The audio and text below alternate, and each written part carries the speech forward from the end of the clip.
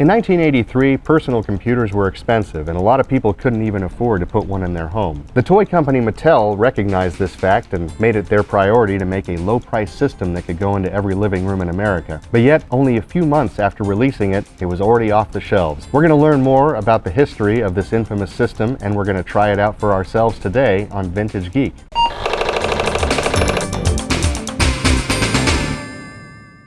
I'm Aaron, welcome to Vintage Geek. If you like vintage technology, we make videos like this each and every week, so be sure to like and subscribe. It's going to help us a lot as we grow. You likely know Mattel as the famous toy maker with product lines like Hot Wheels and Barbie. How can you go wrong? And there was no exception to this back in the 1980s. They were extremely strong in the toy world. They had an entry into the video gaming sector already with the Intellivision console that had sold quite a few units and done pretty well for the company. Now, coming into 1983, they were really interested in getting into the personal computer space, as were a lot of companies. There were some big competitors out at the time, Commodore being one of the biggest, and they thought they could come in and compete with Commodore and TI and some of the lower price point models by offering something that was truly affordable for any family. The target price point, I believe, was $169 for the basic system, which was unheard of at that time. Introducing the Aquarius home computer system from Mattel Electronics, a complete system for a lot less. It comes with all this and an amazing feature no one else has, a 13-inch color TV for just $99. And they enlisted the help of a company in Japan to actually make a system for them. This was the Radifin Electronics Company, and I hope I'm pronouncing that name right. And they had two basic models that they were working on, which Mattel ultimately decided to call the Aquarius and the Aquarius 2. This is the dawning of the Age of Aquarius. We do have the Aquarius first model here in the museum that we're going to take a look at today. This story is particularly interesting because it's really a case of terrible timing on the part of Mattel. There was a large crash happening in the industry at that time in 1983, and even with their low price point, performance-wise, the Mattel Aquarius was far inferior to its competitors at the time. It only came with 4K memory base. You had to get an expander unit to do most anything, including having controllers for games, and it was just a little bit of a weird anomaly in the computer space. The Age of Aquarius. I'm not sure if all of the judgments of its performance are as bad as people made it sound in some of these early reviews, and I'm anxious to try one of these machines for myself, as I never did when they were originally around, to see just what its performance is like and maybe why it ultimately failed. I have to say, first and foremost, on a personal note, this particular Mattel Aquarius system has been in the collection for quite some time, and it's very hard to see this particular box and the art without saying Aquarius every time that you see it. I think that they picked a good name for the system. It may be the only good thing that Mattel did. We'll find out soon enough. But speaking of the box itself, they have some fun graphics and things that explain the system. They're pretty proud of the fact that it comes with a cassette in the packaging that had 6 games on it, all on one tape, which is a fairly small feat. Again, this is only a 4K machine running a Z80 processor, so it's probably pretty limited in its capacity, but it's cool that they made it all inclusive so that you could start playing with it right out of the box. The system came with basically just this simple Aquarius unit here. This is a very small form factor system. The power supply for it is actually external, so it's in a separate brick, which probably saves a lot of real estate inside the case. You can tell right away that this keyboard, for example, is the chiclet style. We've talked about this many times. It kind of has a rubbery feel for each of the keys. It's definitely cheap, but they were on a cost-saving mission. Again, this was a $169 computer at the time, which was pretty unheard of. The keyboard layout looks pretty standard, not that you could touch type with it being this style, but it does have all your standard keys. The reset key is surrounded by kind of a plastic shroud. I assume that's so you wouldn't just accidentally bump it while you're typing other things. The case styling is pretty basic. These look like they would be ventilation, but they are actually not. They're just styled plastic on the top of the unit. On the right-hand side of the unit, there is the cartridge slot, which is covered with a standard plastic filler piece. The cartridges, as I understand it, actually follow this kind of triangular wedge shape, and they fit right into the slot here. There's a power indicator light right next to the Aquarius logo. If we take a look at the back side of this, there's not a whole lot going on here. The actual power supply cable goes straight into the unit, so there's no actual connector for it, which is a little bit annoying. The TV connector is a standard RF output. There is no composite audio or video output on this. You've got the cassette interface adapter, which is a 5-pin DIN. That was for their proprietary data recorder. And then you have, looks like an 1/8-inch mini plug that is for the printer. Also coming with the package was a cassette, as mentioned on the box. This has 6 games on it that you can load. And you have a nice guide to home computing. This was the kind of one piece of paperwork that came with it. I assume they have some example programs in here that you can write. It also comes with one of these keyboard overlays. This just fits right over the top. Slides in on both sides here. It does have a lot of these special commands written on there for basic programs, so if you wanted to save or load, you could do that with quick keys. And last but not least, we have the Mattel data recorder that came with the system. It looks like a fairly standard cassette recorder. It has a input and an output for your audio connections. It does not have a speaker on it, so you won't be able to hear what's happening with the actual tape itself, but other than that, it looks like a pretty standard cassette machine. I think that you could use a standard cassette player with the system. It doesn't say that there's any limitation on that, but I am not 100% sure. So now I think it's time to sit down with our Mattel Aquarius and give it a try. We've got our Mattel Aquarius all set up and ready to go here. As I mentioned earlier, it does not have a composite out, so we just use the standard RF out. We're running it through a VCR so we can capture channel 3. Then we have a standard monitor connected to that, and we're also capturing it today, so you should be able to see everything we've got going on. So let's fire it up for the first time, see what it looks like.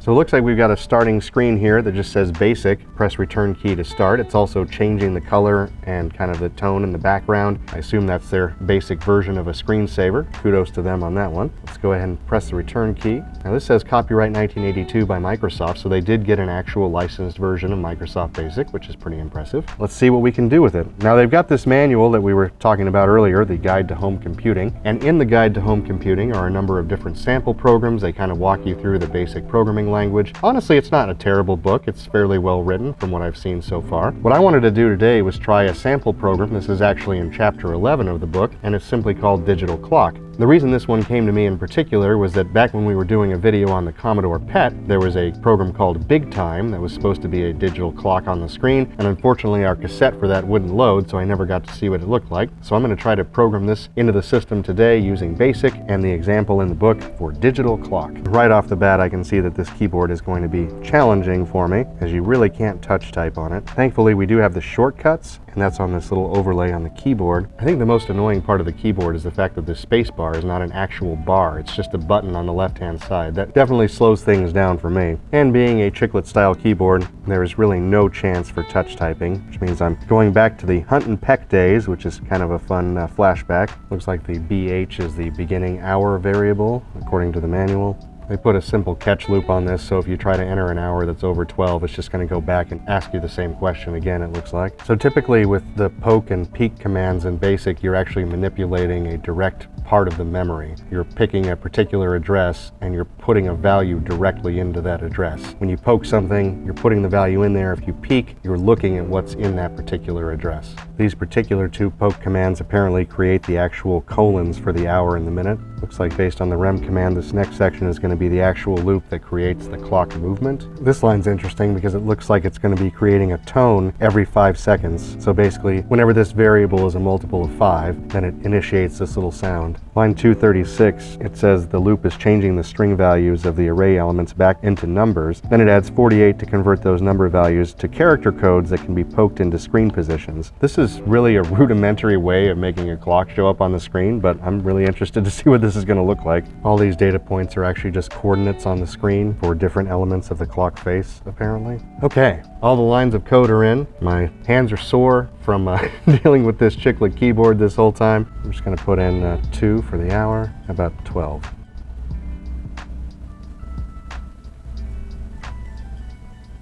Well, obviously I messed up somewhere because we've got a couple of the tick marks on the clock that are way out here in right field somewhere, but the concept is there. I probably got some of those data points wrong when I was typing them in. Again, I like the fact that they explain every one of the steps in code, so if you're just learning BASIC, you could kind of follow along and understand what each step in the program is doing. So, kind of a fan of the Aquarius so far. Unfortunately, after a good deal of experimentation, I was unable to get the original Mattel data recorder to work with the system. Now, the deck itself works fine, the mechanics of it work fine, it's playing back, and actually the system sees the programs on the cassette that came with it, but it can't actually load them for whatever reason. And I did try a second cassette machine as well, in case it was a problem with this particular one. For the purposes of today's experiment, I'd like to jump to a couple of the cartridges that came with our Aquarius system. So I want to start out with one called Fileform. I know that sounds a little bit mundane, and it probably is, but one of the purposes of the system, of course, was to live in your home and be able to help with household tasks, so this should be a good example of its capabilities in that realm. According to the packaging for Fileform, just insert the Fileform cartridge into your Aquarius computer and you have discovered the Aquarius Fileform, a new powerful tool for combined file management and word processing capabilities. Sounds like it has most of the functions of standard Office suites that were available with most computers at the time. Let's see what this cartridge can do. Aquarius Fileform. I like that they put the color inside the Q. That's pretty cool. I'm only at the load screen and I'm already stuck. So after hitting return a few times, I got it to come up with this screen editor command mode. In this mode, you can manipulate blocks of text files. Edit enters the edit mode. Insert enters the insert mode, of course. You can load or save files to and from cassette. Free shows the amount of free memory. Well, let's see what that looks like. There are 1,448 bytes left. How about new? All right, so now it looks like we've got a text editor on screen, and with this wonderful keyboard, this will be a little bit challenging to type on here, but so I've got a sentence on screen, but I don't know how this turns into actual files. Unfortunately, we don't have the manual for this particular cartridge. We have the actual box, but it did not come with the original paperwork. After a bit of online research, it does appear that there was a keyboard overlay for Fileform that has special functions for various keys on the keyboard, and the most important one that I found in the photo is the P key, which with control should bring up a help menu, it looks like.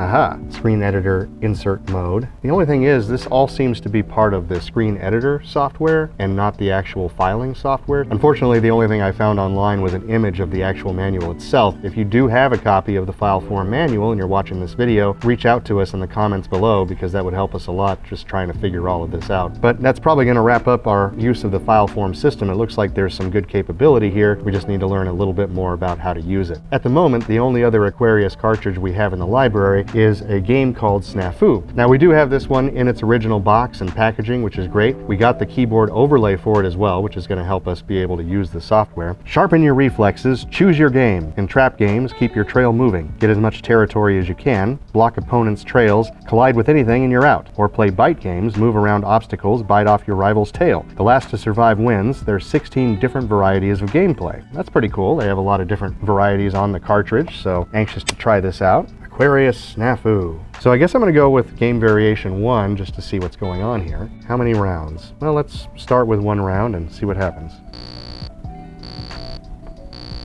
Where am I? Did I already lose? So I guess there must be multiple players or multiple computer players here. It also didn't give me an option if there was going to be 1 or 2 players. So maybe it's always 2 players? I'm not sure about this. Well, the game's over, and I have no idea what happened. Direct your trail so that it always has room to keep moving freely. At the same time, try to block your opponents so that they are forced into a collision. If a trail collides with the edge of a picture, with an obstacle, with another trail, or with part of itself, it is eliminated from the round. Depending on game variation, eliminated trails may disappear or remain on screen as additional obstacles. I'm going to try this again. Let me put in a few rounds using player 1. So I think I've kind of boxed in the blue player here. Take another right. Now I'm stuck in my own loop. Oh no. Alright, let me take over as the blue player. Making a series of left-hand turns here. I'm pretty sure that the other player can outlast me though, because he's got a lot more square he can fill. Oops. Reaction time is also not great. I'm going to keep playing as player 2 here, I think. It's interesting that the other player, if you're not playing as player 1 or player 2, will continue to move on its own. And it's actually making decisions to avoid actually destroying itself. Now eventually the red's going to destroy itself here because it has no choice. Alright, well, I mean, I got 3 points, and the computer players got 4 and 5 points respectively. It's very rudimentary. I think that the Aquarius is a little bit underpowered as far as, you know, some of the other systems that we've looked at here on Vintage Geek. It's still fun, but I'm actually really curious as to what some of the additional peripherals added to the Aquarius. There are other games available as well. Now, we do have some of these additions coming to the Vintage Geek collection, and I'm hoping to actually come back to this system in a later video. We can try some of the additional peripherals and the additional games that might have been available that could have been a little bit better performance than what we've seen here today. As always, if you like vintage computers and vintage technology, please like and subscribe, ding that bell. It's going to help us a lot as we grow here at the Vintage Geek Museum. Also, if you're interested in picking up any cool merch like a shirt that I'm wearing today, or maybe a coffee mug or other accessories, be sure to check out the link in the description below. You can get a lot of great merch there. And as for the Mattel Aquarius, when the moon is in the 7th house and Jupiter aligns with Mars, then peace will guide the planets and love will steer the stars. This is the dawning of the Age of Aquarius. Age of Aquarius. And love will steer the stars. Then peace will guide the planets. Aquarius. Like just dead on straight? Or? Yeah, you can keep. Then peace will guide the planets and Jupiter oh crap. Sorry. You good? Try it again. What is the line?